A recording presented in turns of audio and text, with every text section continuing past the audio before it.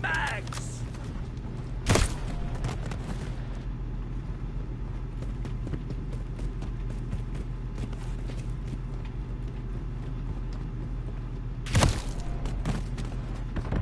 Our counter UAV is active. Enemies deploy the counter UAV.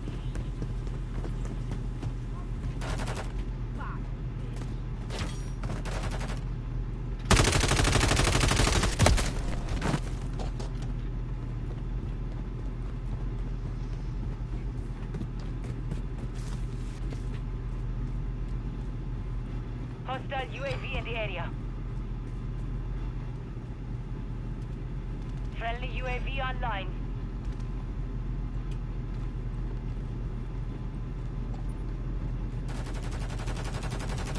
Put your max. No, I got your back.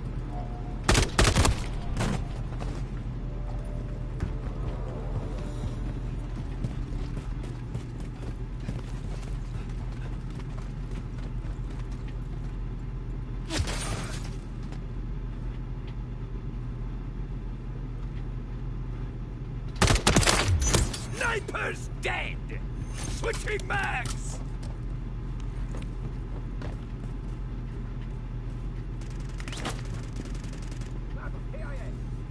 Friendly Overwatch Helo in the area.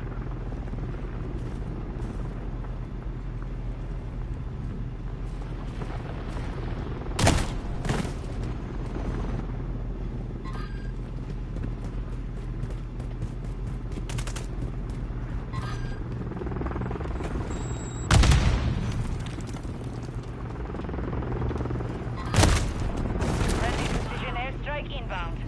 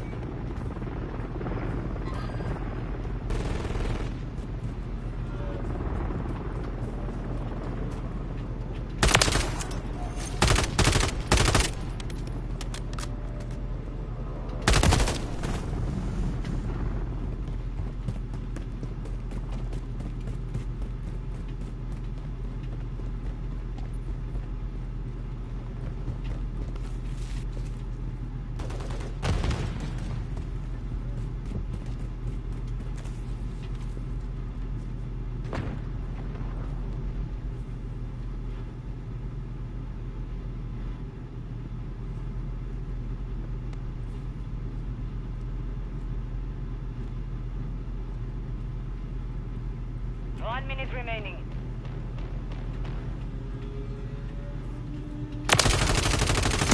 Changing mags!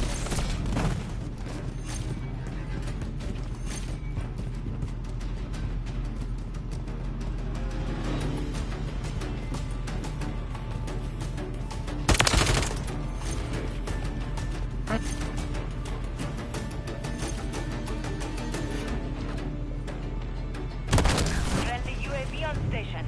30 seconds remain.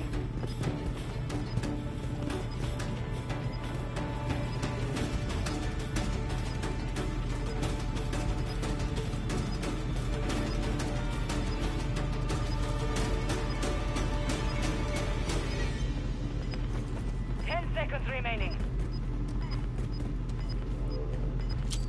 Grenade! Grenade Turret out! active.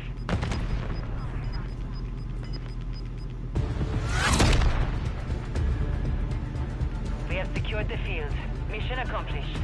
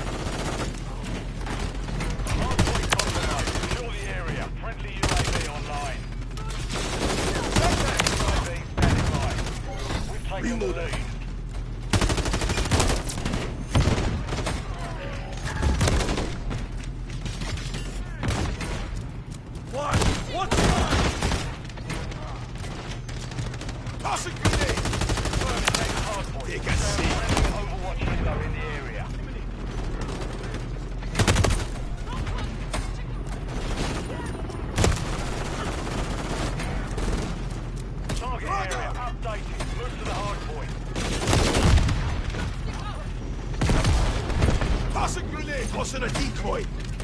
Look alive! Dropped him! Hostile UAV in the area. Friendly VTOL inbound. Changing back.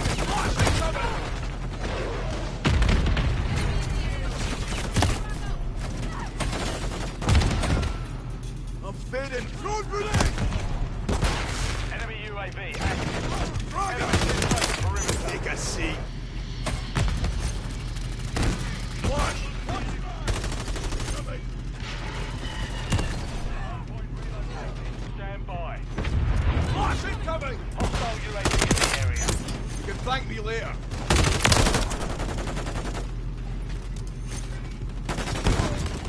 Hardpoint relocated. Secure the target area. Hostile deploying a remote turret. Road grenade! Flash! Watch your eyes!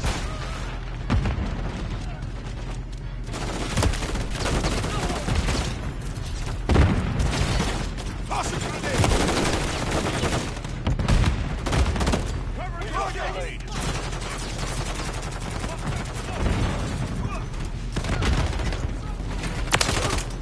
Oh, that got you, mate. Friendly care package on the way.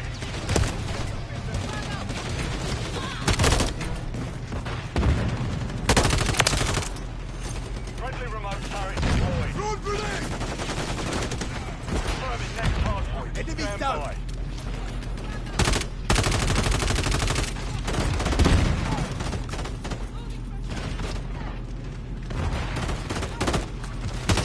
Target area updated. Move to the hardpoint. Tossing grenade! Tossing a dummy. Hostiles launched a cruise missile.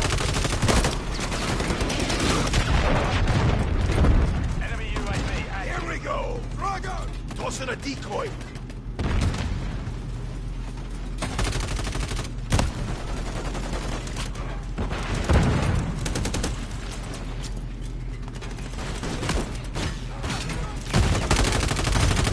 I'm reloading.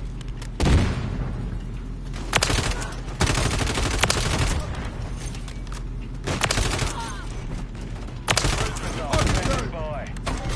Thanks. Hardpoint relocated. Stand by.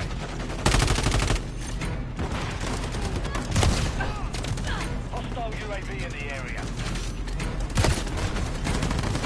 Friendly cluster mine. Hardpoint relocated. Secure the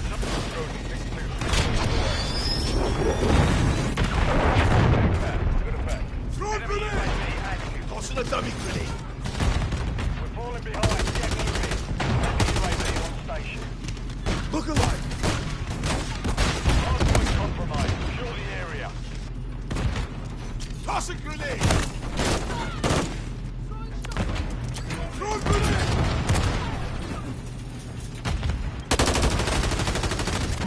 Switching legs. Sensors incoming! Semtex incoming. Tossing grenade.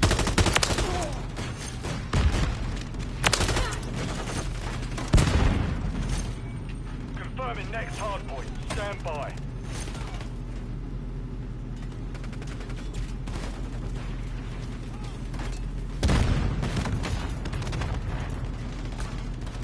Target area updated. Move to the hardpoint.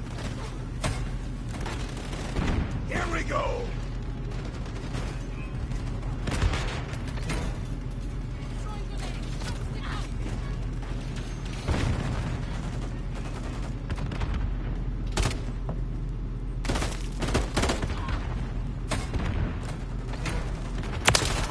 That was a wee close one. Reloading.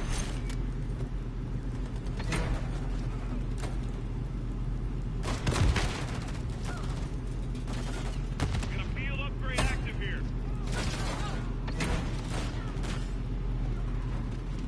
Friendly Overwatch helo inbound. Felt the devil there. Hardpoint relocating. Stand for friendly remote Changing turret mags. active. Look alive. Hardpoint relocating. Secure the target area. Frogger! Tossing a decoy!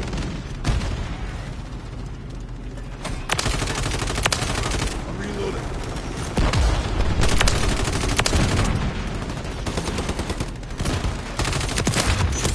Engine back.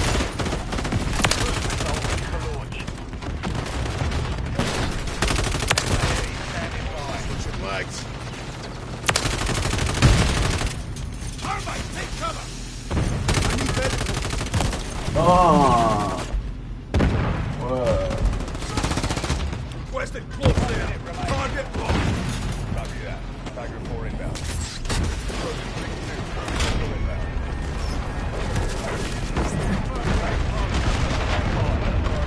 Good effect. Requested recon flyover. Copy. UAV is on station. Recon on. UAV online. Target area. Move to the hard point.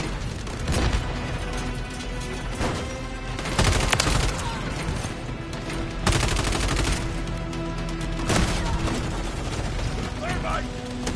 C4, back. Take out fuel. I'll see the other side. C4. Enemies inside the perimeter. Tossing a dummy. Remain. I'm reloading. I'm fading, mates. Reloading.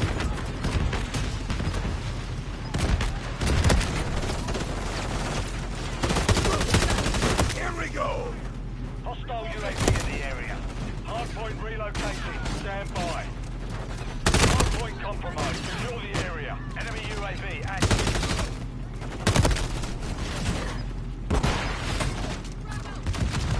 Hardpoint relocated. Secure the target area remaining. Throw grenade. Hostile UAV in the area. Frogger. Tossing a decoy.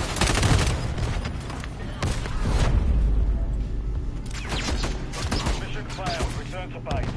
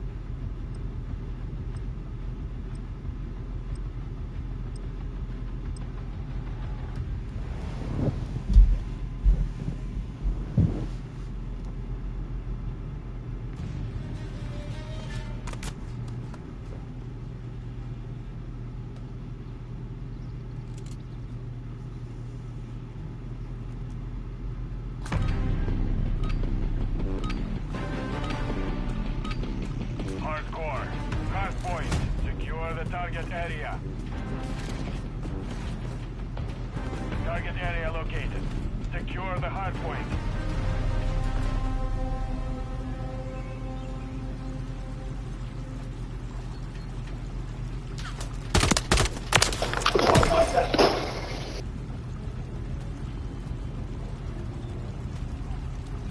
Switching mags! Grenade!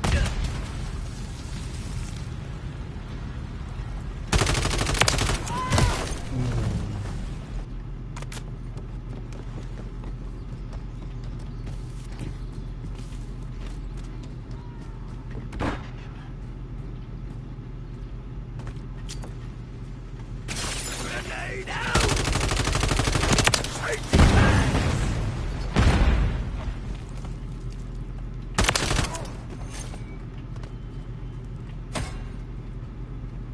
Switching mags! Confirming next hard point. Stand by.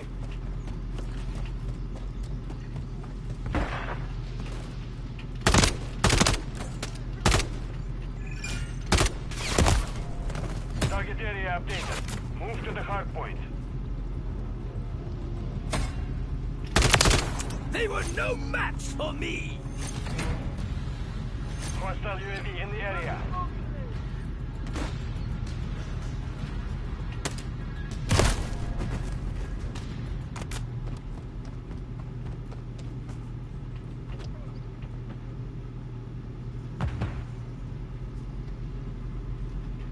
Moving here! Watchful, look at that! Watchful movement! Watchful movement! Watchful movement! Enemy UAV active. Hardpoint relocating. Stand by.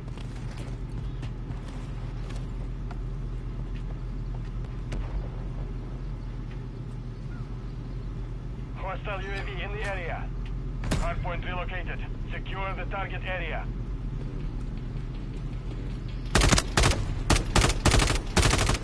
Changing mags!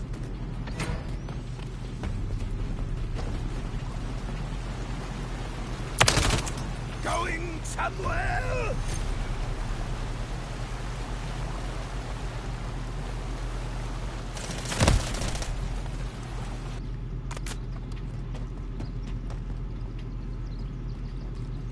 Grenade out! Grenade out!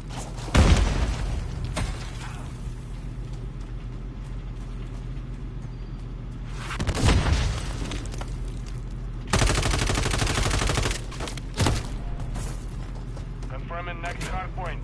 Stand by.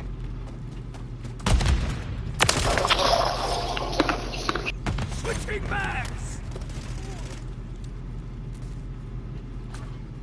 Target area updated. Move to the hard point. Enemy Overwatch Yellow inbound.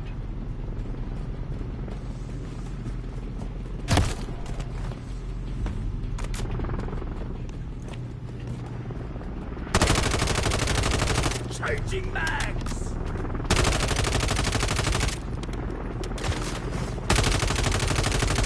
Switching mags!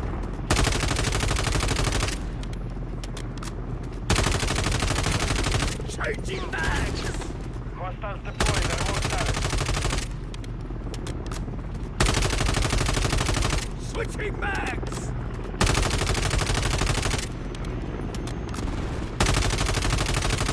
Changing Hardpoint mags! relocating. Stand by.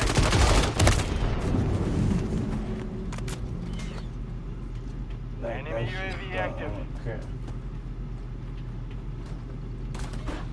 Hardpoint relocated. Secure the hostile UAV in the area.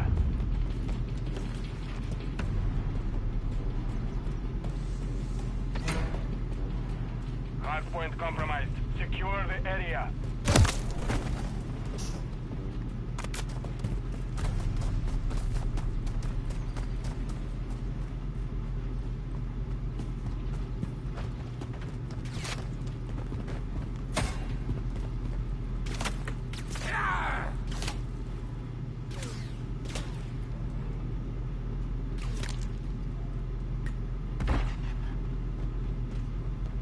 Enemies inside the perimeter. Grenade! Confirming next hard point. Stand by.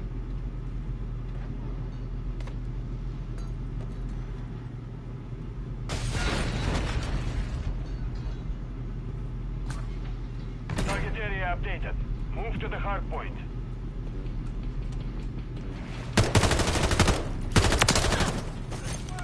Switching mags!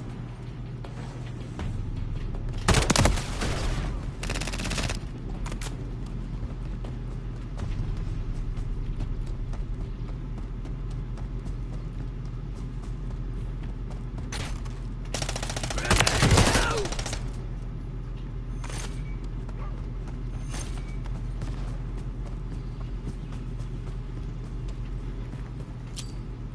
Grenade out! Grenade out!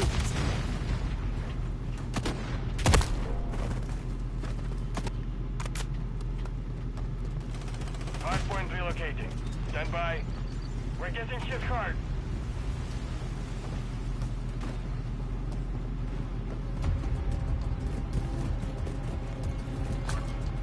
Hardpoint relocated. Secure the target area. Enemy UAV active.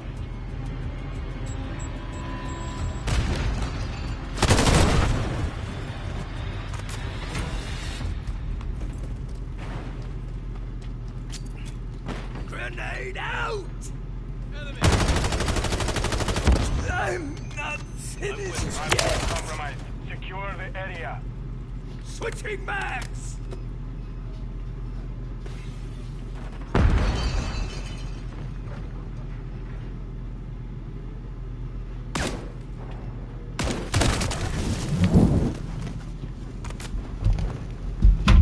Enemies inside the perimeter. Confirming next hardpoint. Stand by.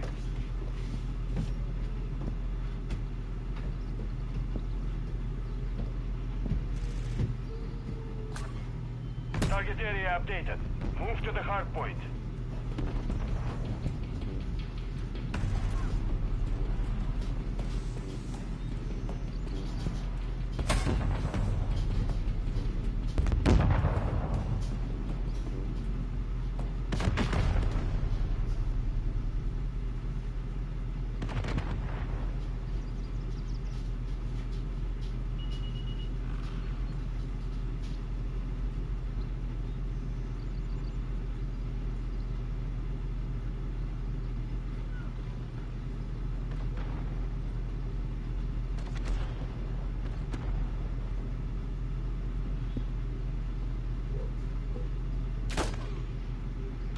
Hardpoint relocating. Stand by. Enemy close.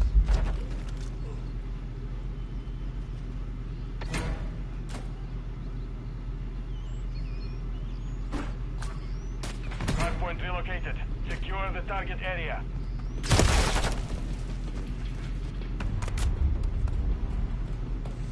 Hostile UAV in the area.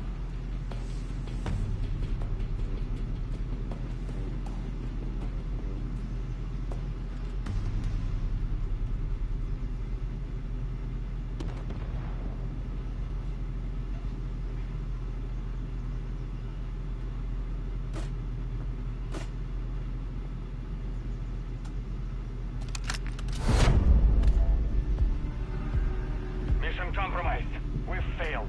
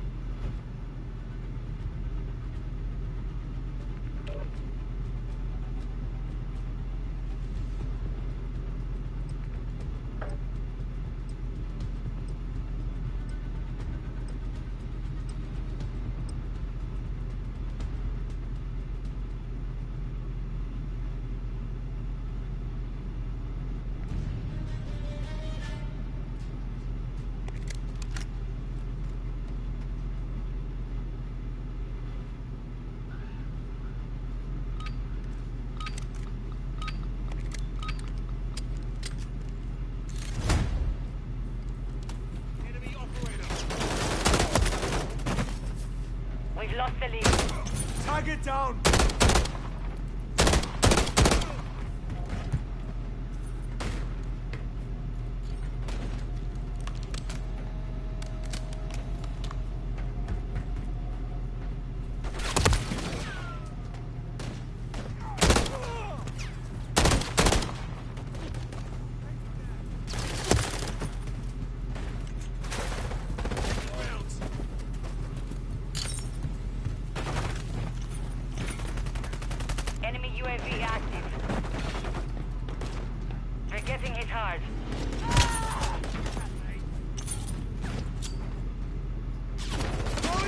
airstrike near your location.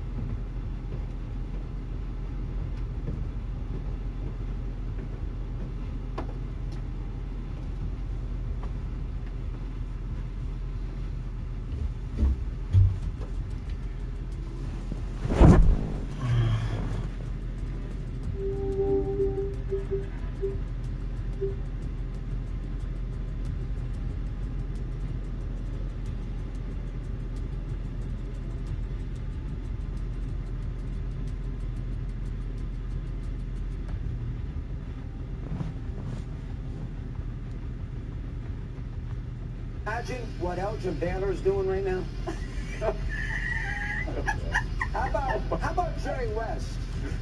The logo. Kareem. How about Gail Goodrich? Look him up.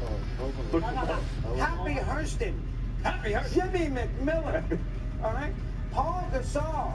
God rest his soul. Kobe. We are going to drink champagne after we win a regular season tournament, first inaugural, in the locker room, and then to top it off, they got 18, 19 banners. How many championships? 17. And they're drinking champagne, and then they're going to raise a banner to the rafters in LA for winning this inaugural tournament. Banners are for championships and retired numbers. They're not for a 4-game series in the middle of November, and I'm not knocking the inaugural tournament. That Silver did a great job with it. I'm not knocking it. But you gotta have a little perspective here. That's the Lakers are the lands of West and Bear and Wilt and Kareem and Jamal Wills. And how about Pat Riley? Think Riley liked to see that when he was in Miami, watching them freaking put the banner up? That must have thrown up when he saw that. How about Magic Johnson? You think Magic like that? How about Worthy? That is a disgrace. Dog is on one. Look at this. He's on one. Banners. And you tarnish that with the banner from the inaugural Challenge Cup? God help me, please. Not the Lord, not the And you Lord. know I'm right. I think you're overreacting. Oh my God. Man, hey, check this out. The Lakers in-season tournament banner. Charles Barkley said, you don't do champagne for in-season tournament. If the Lakers put the in-season tournament banner up, I'm going to roast their ass on television. I got one question. Is it a championship or not? It says championship. The problem is we don't know where this is going to be moving forward. You think they're gonna do away with? Let me ask you a question: is it more or less likely they'll have an in-season tournament next year, and the next year, and the next year, or they're gonna do away with it? What's more likely? I think they're gonna. I think this is a new thing. Okay. It seems successful, but why is Charles Barkley talking? You're gonna have to ask him. You ain't raised no banner. Period. No. If he's laughing at that championship, is he still giggling when Phoenix Suns in '93 put up the Western Conference banner? Because he was happy when that went up. Exactly. When the ones in Philadelphia, when they hung up his Western Conference banner, Eastern Conference banner, was he giggling and sniggling? No. So Because here's the thing: what I've heard, Gil, is that it's gimmicky. Let me tell you something, and I'm old enough. I'm a little older than you, Gil. I know something that they instituted in 1979. Chris Ford was the first one to make one, the three-point shot. Mm-hmm. They said it's gimmicky. Mm-hmm. They need to do away with it. Now, if you can't shoot the three, you can barely play on the court in the NBA game. Yep. So how's that? No, that's facts. Like they don't pay attention to history. Like there was no shot blocking back when Wilton was doing it. So right. The fact that they're improving the game, Steals. the point line got moved in. Yes. 2 feet, right? So this is the first year of it. 20 years from now, we're gonna be sitting here talking about, he got 20 in-season tournaments and 5 NBA championships. Yes. That's the first one. I totally agree, because I believe it's kind of like the play-in tournament. They said the play-in tournament was gimmicky. Mm-hmm. Now look at it. Yep. And that counts as a playoff appearance for the Yes. Wasn't even the playoffs. And the Lakers got in the play-in tournament and it went all the way to the Western Conference Finals. So I think the problem that I got is that people pick and choose, because I think the problem that they got is that LeBron won. It's the wrong Because one. had LeBron had not won it, we wouldn't have any problems. Nope. Everybody would have been cool with it. Because now that he win, it don't mean anything. Had he not won, he can't even win an in-season tournament. No, that's facts. If Denver would have won it, it just continues with their dominance from last year. If Indiana Pacers would have won it, they would have got some TNT games or ESPN extra games moving further in the season. So it is that LeBron's won it, but that's what's going to make it stick. Right. But let me ask you this. You played against Kobe. So in other words, and Jordan, and as competitive as they were, they tell the story that Jordan Roy Williams told a story that he beat Jordan in pool, and Jordan wouldn't play pool for 2 weeks. And people have told the story of Jordan, and he quit, and he wouldn't do this, he wouldn't do that. And we know how ultra competitive Kobe was. So if they'd had this thing, if David Stern had instituted this, so Jordan gonna boycott, say, man, I ain't playing this gimmicky thing. What's Kobe gonna do? Say, nah, I ain't playing this gimmicky thing. Or are they gonna try and win? That's a tough one. The reason, because as long as it's there, they're going to try to win it. 100%. Jordan's going to win it. Them Bulls teams is going to win it. If Kobe is in a position to win it, he's going to win it. But Kobe was the same person who was arguing about the new ball that came in. Yes. And he said this. He said, if Jordan didn't play with it, I don't want to play with it. Don't help me try to break records. Let me do it on my own. Right? If Jordan didn't have this ball that helps him go in, don't get that shit to me. And that's one of the reasons that the ball got boycotted. Because they're like, those guys are like, nah, I don't want it if Jordan didn't have it. Because the ball went from Spalding, it used to be Spalding, and now it's Wilson, am I correct? Yeah, it's Wilson, but this was a Spalding ball. It was that fusion ball. Oh, yeah, it's got like that fever ball. yeah. Hey, I ain't gonna lie, huh? Hey. You let me go with it. Yeah, that motherfucker 60 in that one. 60, 54, 50. Oh, I was doing work in that ball. George Karl. You know, I'm really sick of George Karl. I've never met the man, but I'm already sick of him. He tweeted, the bubble banner, in-season banner stitched together would be like one whole banner. Bro, you didn't win anything. You know what? I just want can somebody, can one former player tweet support of George Karl? Is there any of his players that like him that played for him? This is George. This Matthews, right? This Matthews. No, George Karl. No, George Karl. Matthew Karl. Like, hey, when you don't like him, you gotta say his middle name. Matthew. Matthew Karl. Yeah, the one who benched Kobe when he was 18. That in that All-Star game, and Kobe hated him since. Averaged 32 points a game in 17 matches in the playoffs, and George Karl with them dynasty teams he was having. The man won he had 5 50-plus seasons. Out of 9 times to the playoffs, he was out the first round, 8 of them. That's George Karl. Yeah. Oh, he should go ahead and shut up. And I think he might have been the first 1 seed to lose to an 8 seed when the Nuggets beat the Supersonics. Yes, sir. In '94. He's an underachiever. Hey, we should thank him. We should thank him for 92. See, people don't know. Matthew was coaching the Spain team in '92, right? That's where he won. He got a championship in '92 over in Spain. Okay. Yeah. But he was coaching those players that MJ was running through. Oh, right. Yeah, you know, when we beat them by 41, oh, yeah, that was his team. that was his team. Again, Gail, we know why the bubble don't hold significance to a lot of people. Who won the championship in the bubble? Ron. Had anybody else won? Because what I heard, what people have been trying to tell me for the longest, that LeBron James is the most mentally weak NBA player that they've ever seen. But he was the only guy and keep his team and himself in that confined space for 3+ months. So if you're so mentally weak, where you can't go nowhere, you got cabin fever at the yin yang, how was he able to stay so mentally focused while all the mentally tough teams and players succumb to the pressure? Because mentally weak is something people just throw around because of tweets and stuff, right? Mentally weak is what the Clippers were.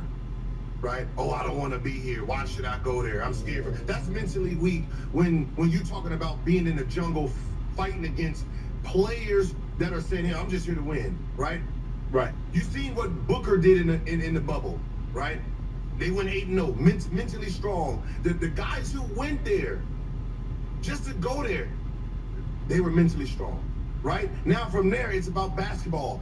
The mentally weak didn't focus on basketball.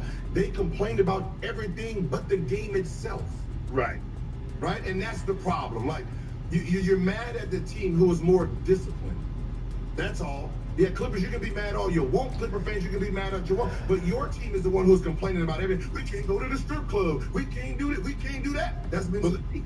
But if you notice, they didn't want, all of a sudden, you notice they didn't want to be there once they got kicked out and they was up 3-1. Now, when they was up 2-1, they was up 3-1. Whoa, we want to be here. This is what it's about. We're playing the game we love, no distraction.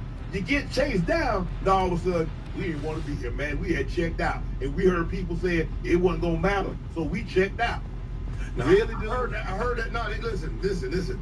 They checked out just like Doc Rivers checked out, right? They checked all the asses out of that hotel. So in other words, they cost Doc his job. No. Doc cost himself that job. He up 3-1 playing golf every day. But Gil, the players just said they didn't want to be there. Hey, this is a true story. Game 7. Game 7, they come in the locker room, everybody focused. Doc talking about his golf score that he did early today. Not the game itself. So he was speaking on just his golfing. And somebody mentioned to him, I hope you're ready to coach today, because if you lose, there's going to be a problem. Because he was not focused on the game. Right? His ass was out of there. Listen, during the game, I heard he done hit Elton Brand. Hey man, you got a job open for me? What? I'm throwing a little extra on halftime. A week later. Kind of like the Draymond situation when he was in the parking lot and he called KD after LeBron chased him down 3-1. Very similar situation. You know, I added a little yeast to the story so it's pro, but you get the idea of it. You got it. Klay Thompson turned down a preseason contract this summer worth $48 million. How big of a mistake was that? At first, I was like, man, that was dumb, right? I thought it was, but when you're making 43. Vậy là bây giờ mình sẽ chơi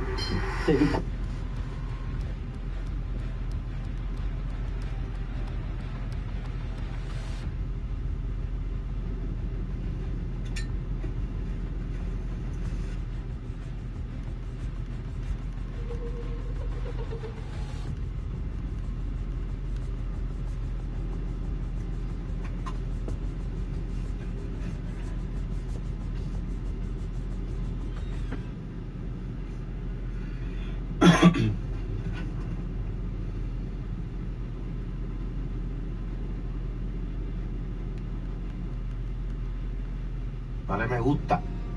Sabéis que para dejarle saber a la gente que estamos activos en YouTube. Dale me gusta, todo el mundo me gusta. A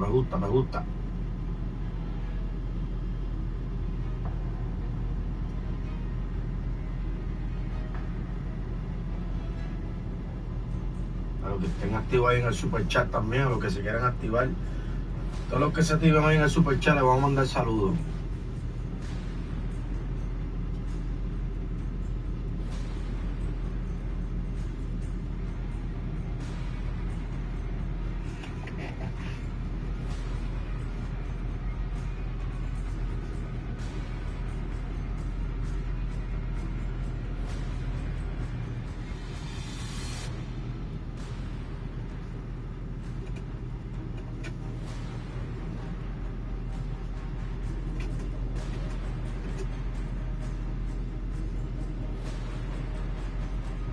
Estamos activos.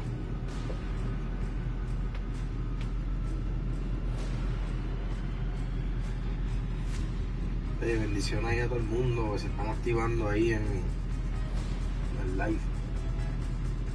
Estoy grabando.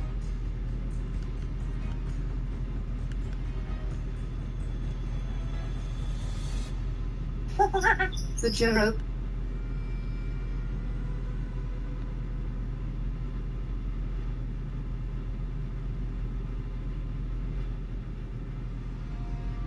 Two years ago, CJ was one of the most popular names in the hip-hop genre after dropping his explosive hit record titled Whoop-Dee. In the span of less than a year, he went from being a nobody from Staten Island to having a #1 hit record on the charts, co-signs from some of the biggest names in the industry, and scored a major record deal with literally just 2 official songs to his catalog. However, over the last year, CJ's audience has decreased by nearly 90%, according to Social Blade, and his Google Trends graph further shows just how much he has faded into irrelevancy. Earlier this year, it was also reported he was officially dropped from his label, which showcases just how bad his falloff has become. It's your boy Luesta, and today we're gonna investigate why CJ disappeared off the face of the planet.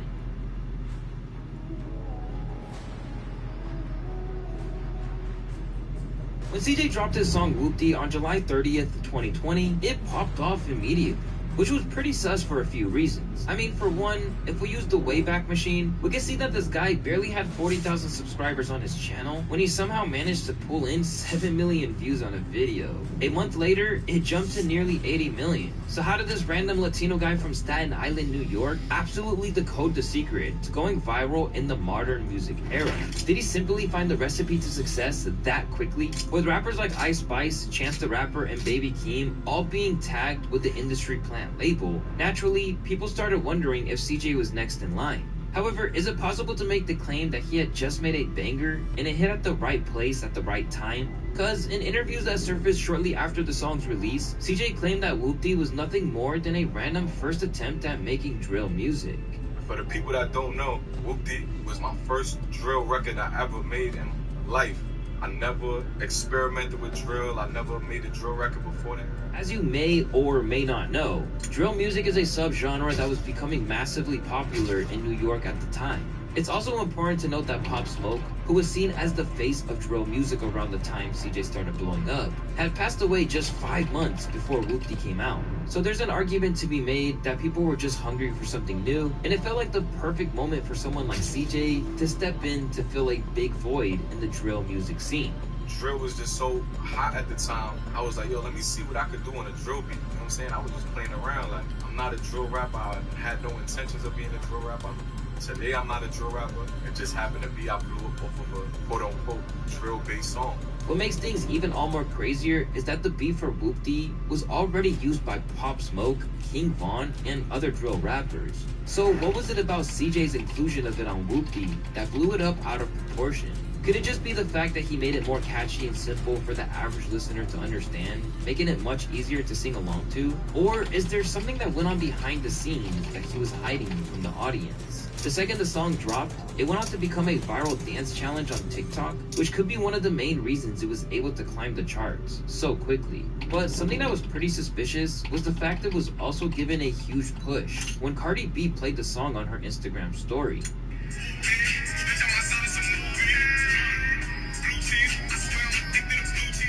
French Montana then made him an honorary member of Coke Boys with the gift of a chain. He then got legends like Busta Rhymes to feature on his songs, and even Mark Wahlberg was seen hanging out with this dude. So it's no secret that something deeper was probably going on behind the scenes. With all these people in his corner, it didn't seem too out of pocket when he said he wanted to be one of the greats. Although it was an extremely high bar to set for someone who had just a solo single on Spotify up at the time.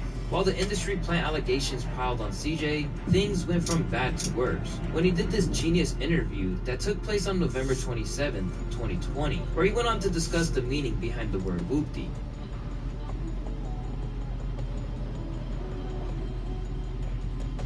Whoopty. Come outside of some movie. Pretty much Whoopty, like, it's worldwide now. You know, I got babies, you know, saying Whoopty. I got, you know, middle-aged people, you know, older people. Pretty much it's just like a roll call, you know, whenever I see my guys in the street, you know, that's how we greet each other. It's like a New York when people say, yeah. This interview seemed simple on the surface. It resulted in a whole ton of drama for CJ that would become inescapable throughout the duration of his career. To preface this segment, it's important to know the severity of what being labeled a fake gangster can do to your reputation as a rapper. For some reason, it seems that people enjoy rappers with a gangster persona, as some of the biggest rappers in the world are tied to some kind of gang affiliation. This was kind of the case for someone like Gucci Mane, who literally murdered someone in 2006, which many would consider the time period where the rapper was in his prime. Even Chicago rappers like Lil Bibby claim that him killing someone was the reason he liked Gucci Mane so much. You know, Chicago people just love Gucci, man. He like everybody's idol, man. He like a gangster, man. First of all, he put somebody for trying to rob him, and then he rapped about it, and he made all the type of diss song. Man, Chicago just like negative shit, man. We like people that's really gangster, man. You know what I'm saying? However, this only seems to be the case for a rapper who actually stands by the words they say within the lyrics. And for this very reason, the music video for Whoopty would also cause a ton of unwanted drama for CJ. Because as you probably know, the video for Whoopty shows visuals of CJ rocking red bandanas while also hanging around members of a Bloods gang from New York. Rappers like Slim Jesus and 6ix9ine showed the whole world the type of success you can achieve by this marketing gimmick, which seems to perform even better if the rapper is not black. It's not just a coincidence that all of these artists' biggest songs just happen to feature a substantial amount of gang activity to help increase shock value. And speaking of 6ix9ine, he also had a hand in CJ's drama, but we'll delve into that part later in the video. Of course, these aren't the only reasons the song blew up. It also had a banging beat and a hell of a catchy hook. However, problems began to arise when people started to dissect what the word Whoopty even means. And much to their surprise, it wasn't just some made-up slang, as CJ made it seem in his interview with Genius. But rather, the word had an incredibly dark history behind it. The Rap Dictionary defines Whoopty to be a noun, meaning a gang calling, greeting, salute, or acknowledgement for New York Blood gang members. Upon further investigation and fan speculation, people began to question CJ's authenticity of being a real Bloods gang member. Whoopty is a slang that is closely linked to the Mac Baller Bloodhound Brims, which is a notorious gang in New York City that's been around since 2005. At one point, it was considered to be one of the most dangerous gangs in New York.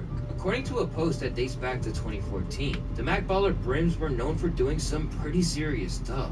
For instance, some members actually kidnapped a dad, whose child is a prosecutor in North Carolina, all because they were mad about the sentence one of their own got. And there's another tragic story of a 14-year-old kid who got mixed up in all this, and ended up getting shot by the cops. It's also said that joining this gang could mean you've got to commit murder as your initiation. These incidents show the dangerous and risky world CJ was stepping into, and if he really wasn't about that life, he was making a big mistake for clout. And it's clear that CJ was definitely affiliating himself with this group, as people began to notice that he had referenced specific gang members from the Bloodhound Brims in his lyrics, when he said, I got all this water on me like Fiji, to post it up with hats and the sleazies.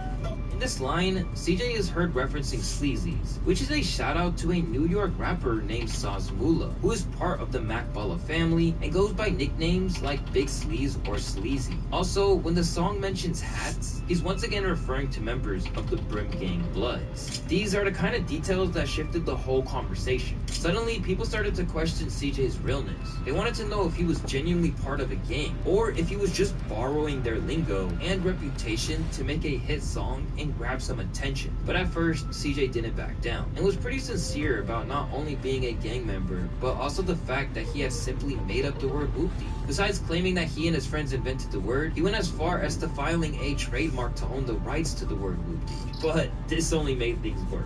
It eventually caught the attention of the leader of the Bloodhound Brims, LeBrim, who, despite being arrested for 30 years for narcotics trafficking and firearm offenses, took the time to make a phone call in reference to CJ.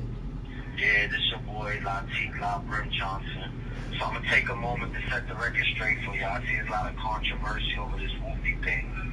So first and foremost, CJ made a hot song, but the content that he used, that's not his content. So his foundation is based off a lie. He's not Whoopty. He don't know nothing about Whoopty. Went on to state that CJ knows nothing about Whoopty, and that he literally stole the term, claiming that his song was disrespectful to the entire gang.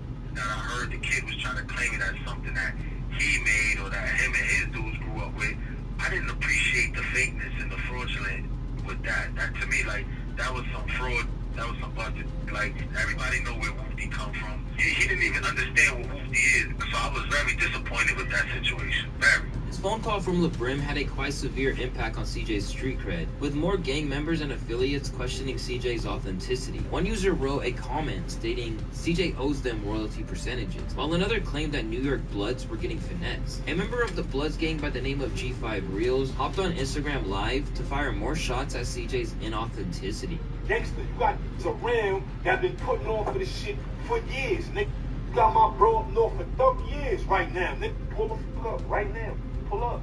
Cause it's not a game no more, bro. Like, with the industry churning against him, after they realized he wasn't about that life, the fans followed, and were now churning on him in the comment section. Most fugazi blood I ever seen. How has this dude not gotten clapped up yet? Only one song in, and CJ was facing his real first beef in hip-hop. But rather than it being a big publicity stunt to gain traction in new listeners, this one quickly got serious. As if things weren't bad enough, he'd soon be hit with allegations that he stole the entire flow of other MCs. If you're new to hip-hop, let me make it clear that this is one of the worst things you can be accused of. Biting another MC's bars or flows has been at the center of plenty of rap beefs over the years. So when two rappers named Busy Banks and 22 G's came out to say that CJ was a little sus and had basically jacked their whole style, it became another huge problem for him to deal with. Real CJ giving me 6ix9ine vibes, and Boy from Staten Island, the safest bureau in NYC. Heard he ain't even whoopty for real. That CJ dude need to give me my credit, no cap. Busy Banks then said on IG, dude jacking my lingo and flow. I'm tired of not getting the recognition I deserve. I started this new wave of drill rap. Let's talk about it. Rather than being a vague accusation, people actually began to put together side-by-side comparisons to show how his style sounded next to Busy's. Check this out.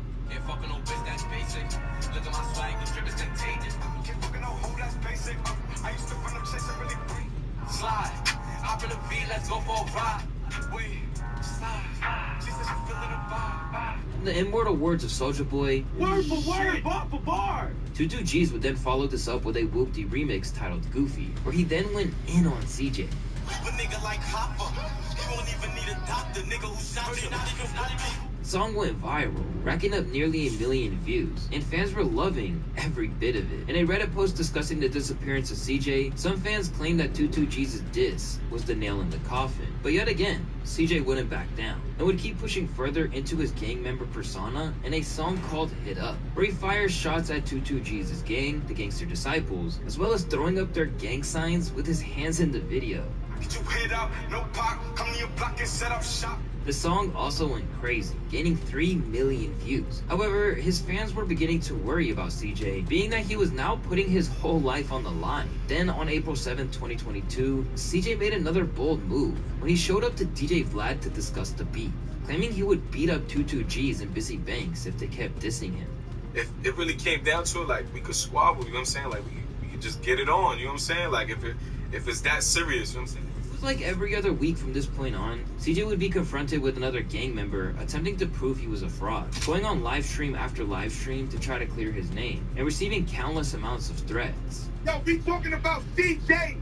Nobody, I swear this out too. I see the tags, I know what you're talking about. In the span of less than a year of blowing up, CJ was dealing with allegations of being an industry plant, a fake gangster, and now a flow stealer. But in 2021, his entire empire would crumble into pieces.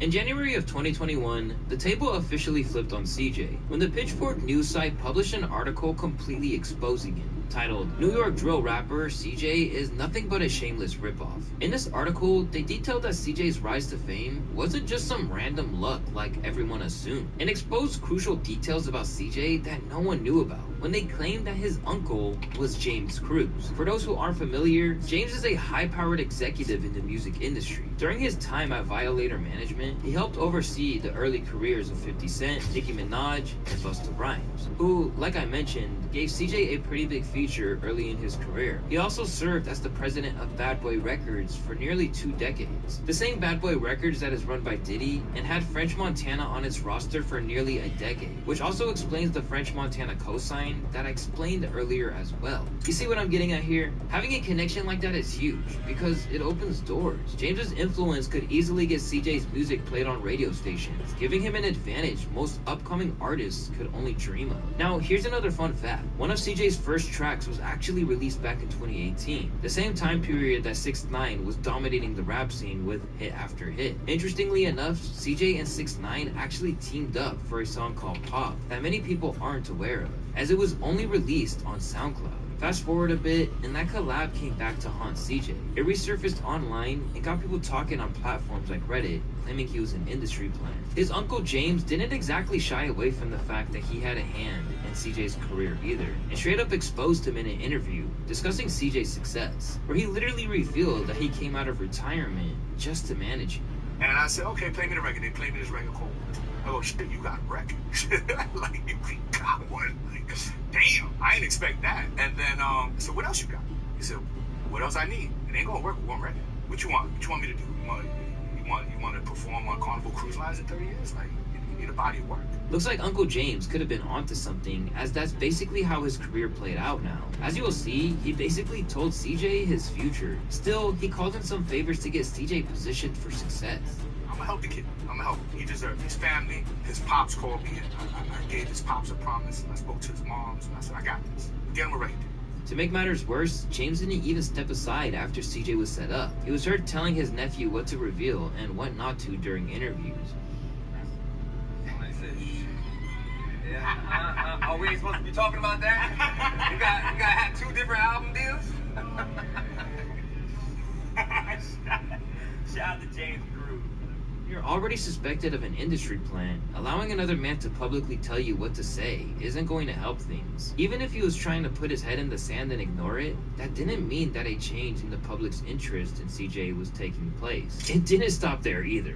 Once the track's uncleared sample nearly led to Whoopty being taken off streaming platforms, Uncle James took out $80K of his own daughter's college fund to keep the track online. So even though CJ initially tried to paint himself as this self-made rapper who did it without a deal or a team having made it to the top, the truth was much different than the story he'd sold to the public. Initially, CJ tried to move past the industry plan talk, just as he'd attempted to overcome the rumors of being a fake blood. There's no response. You know what I'm saying? I don't pay that no mind. You know, everybody got an opinion. You can't satisfy everybody. You know what I'm saying? So it's like, I'm going to just keep doing what I do. You know what I'm saying? And elevating, you know what I'm saying? And perfecting my craft. I don't really pay no mind to, you know, what the internet's saying. So when he dropped an EP called Loyalty Over Royalty in 2021, it pretty much fell off the face of the earth without anyone noticing. Later, he would try to shoot himself some bail for that EP, disappearing quicker than Jimmy Hoffa. It started becoming so much of a conversation that it got in my head that I was.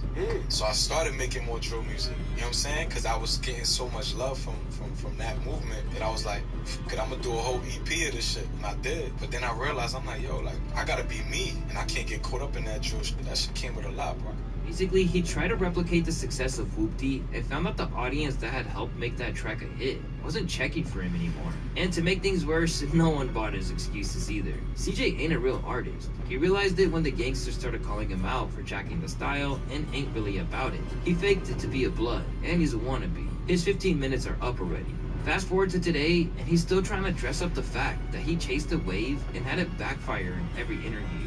When a label hears a song, they're coming to you like, tell me you have 5 more of these. Of course. Now, in the back of your mind, everybody's dream. Yeah, that's, you know. In the back of your mind, you're probably like, it's not the type of artist I am, but I did make the song. Exactly. Now, also, people in the streets are trying to bring you into, like... Exactly. I kind of just wanted to, like, stay away from that a little bit, you know what I'm saying? Get back to my melodic shit, jump into the Latin shit, do this, do that, just so I don't get that pigeonhole label. The track Replica got some viral success. It obviously wasn't enough for CJ though, because he's returned to trying to make drill tracks that tried to capture the essence of Whoopty's success. In some cases, he just basically copied the song to the letter, and the results are pretty ridiculous to be honest. Keep this clip of Dubai from August of 2022. Miami, you rather cry Dubai, too fly. She said she loving my new style. Joe Budden once said, that was a 2-pack of ass. In February of 2023, Warner had enough and severed their relationship with him once and for all. Users commented things like, took the hit and canned him, damn. The song was lit until the world found out he was fake claiming. In the months that followed, CJ tried to reframe it like it was his decision to leave with his masters because Whoopty was enough for him to recoup on his advance. But if Warner thought that there was any value left in him, they would have tried to lock him back in. Once again, people weren't buying it. Sounds like the label didn't think he was capable of making another hit.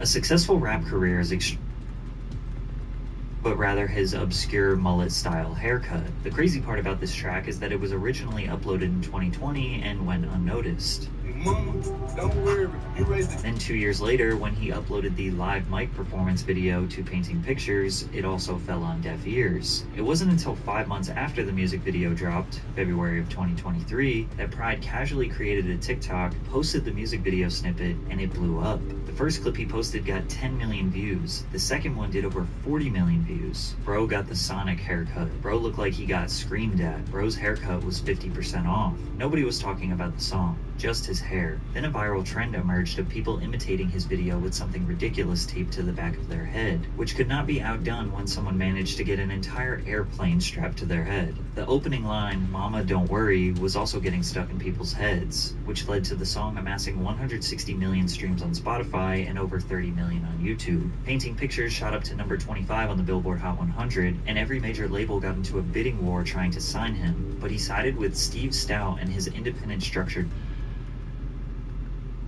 Marcus Wheatley was Pride's barber, likely responsible for his signature hairstyle. Wheatley's grandmother said Pride stormed into their house and gunned him down in the backyard. Currently, Pride is being held without bond and doesn't have a trial set. Nobody knows what happened or why it happened. But a rapper going viral for his ridiculous haircut in February, then allegedly murdering his barber a few months later after denying $3 million is the most insane self-sabotage I have ever seen. And if you thought Pride's story was a poetically ironic form of self-sabotage, meet Chance the Rapper, who once famously said, "I met Kanye West, I am never going to fail," but still managed to fail. Chance the Rapper's 2013 mixtape Acid Rap was universally praised by hip-hop fans. His raspy voice and sprinkle of soul combined with his youthful, positive energy made this project a masterpiece. Tracks like Cocoa Butter Kisses and Favorite Song have aged like fine wine. But Chance was in no rush to capitalize on his buzz. He worked on his next mixtape for 3 years. He had the whole city of Chicago rooting for him and garnered support from the biggest artists in the world, including Kanye West, who featured Chance on his 2016 album, The Life of Pablo. Chance's part on Ultralight Beam is one of the biggest highlights of the project.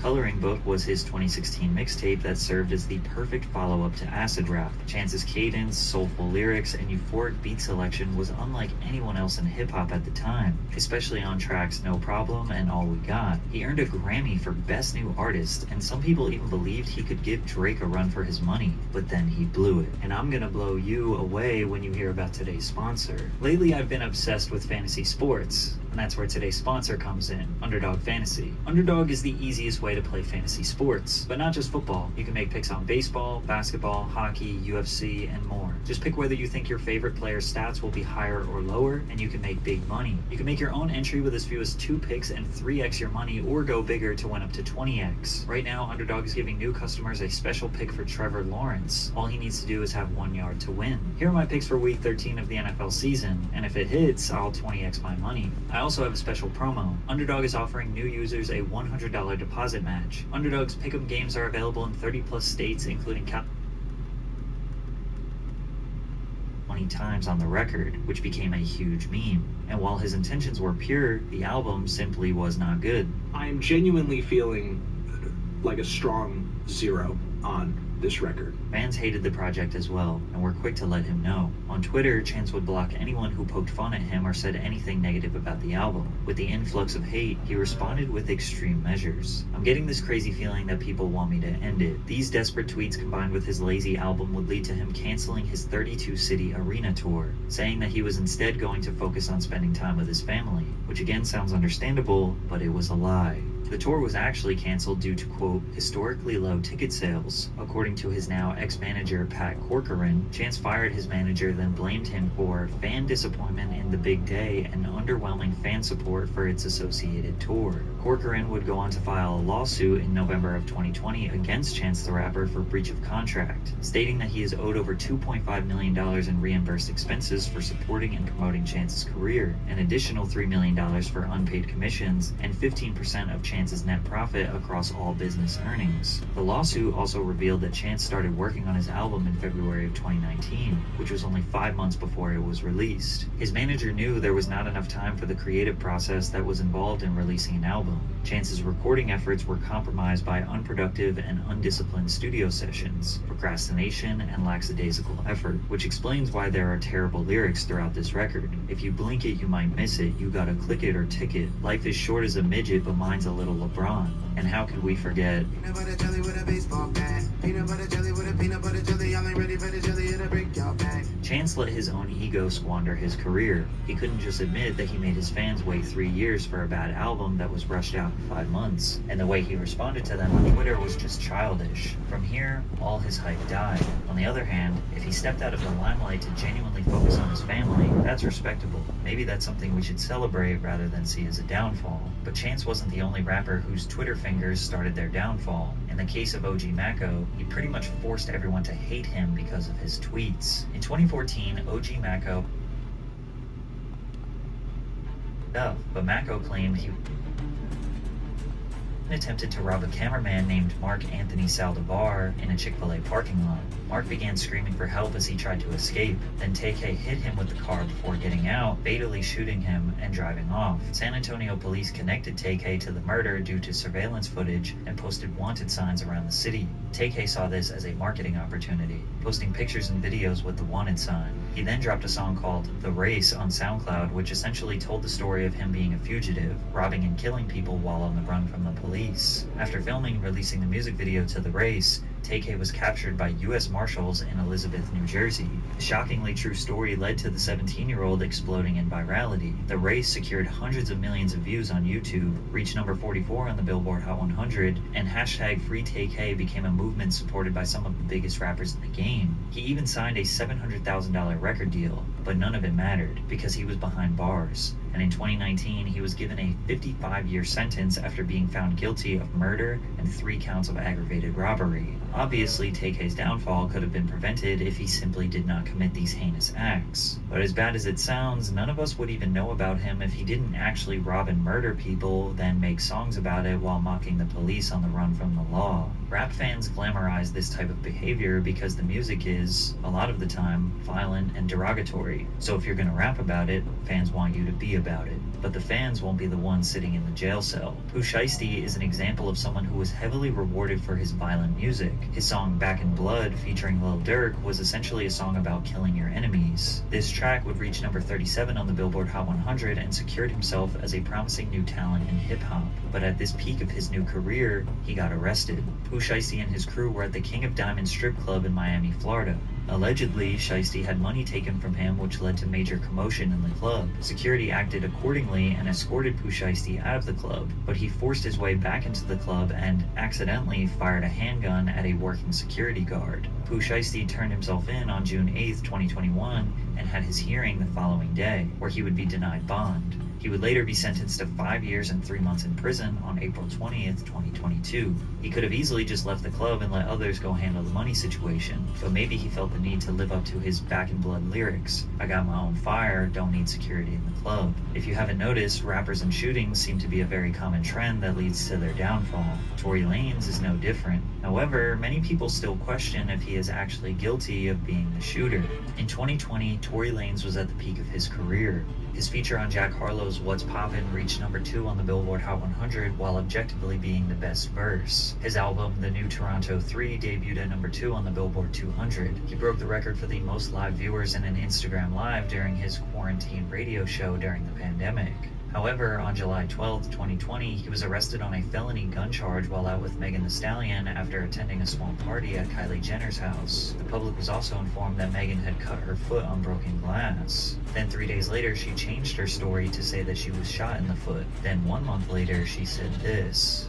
Yes, this nigga Tory shot me. You shot me. And you got your publicists and your people going to these blogs lying. Stop lying. Social media immediately took Megan's side. Tory remained silent about the allegations, but responded with lyrics on his album Daystar. How the fuck you get shot in your foot and don't hit no bones or tendons? How the fuck your team is trying to paint me as a whole menace? Delusional, like how that 1942 from Kylie House still got you talking crazy, as well as also rapping about why he hasn't been nearly as vocal as Meg. Think I'm finna talk about an open case for some likes? Tory Lanez was charged with 1 count of assault with a semi-automatic firearm and 1 count of carrying a loaded, unregistered firearm in October of 2020. Although Tory claimed he was being blackballed by the music industry, his career continued to thrive. He released 4 albums independently, which would all garner hundreds of millions of streams. He received praise from LeBron James as well as dozens of other mainstream acts. Fans believed if it wasn't for this case, he would have been toe-to-toe with the biggest rappers in the game. But once we finally got the information from this trial, we would end up with more questions than answers. On July 12, 2020, Tory Lanez, his bodyguard Megan Thee Stallion, and her friend Kelsey Harris were attending a small gathering at Kylie Jenner's house. Megan testified that she lied to the police about the glass, lied to doctors, and basically lied about the entire situation out of fear. Her news story was pretty simple. She said that they had an argument, she exited the car, Tory leaned out of the passenger side door, said, "Dance, bitch," and shot her from 25 feet away in the back of the foot.